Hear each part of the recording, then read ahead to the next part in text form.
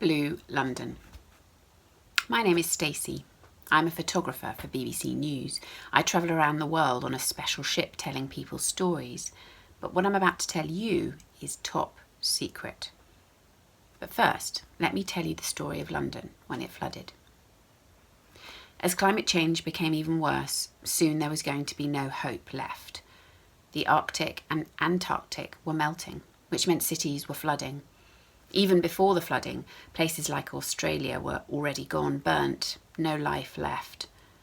At the news headquarters in London, red warning lights rapidly flickered on and off. All the screens said, "London, not safe." Splash! What was that? Everyone peered out of the shivering windows. "It's a massive wave." People started to panic. "Follow me," I shouted, and I led the terrified workers out of BBC Tower. Breathing fast, I tried to grasp my camera, but I was too late. The wave swallowed me. I squeezed my eyes shut, my soaked clothes weighing me down. Suddenly somebody caught my arm and I was being pulled up to safety, onto a boat. I sat shivering as I watched the sight of my hometown drowning, sinking into the icy slush as if it was being pulled down like I was. The water just kept rising until all that you could see were the tallest towers and the top of Big Ben. Big Ben's clock hands were like a sad, wet dog's whiskers. The wave had made huge teardrops. "Big Ben's crying," I whispered to myself as we sailed away. I was slumped at the back of the boat when everyone started to shout, "The Shard is still standing!" I stood up and my jaw dropped.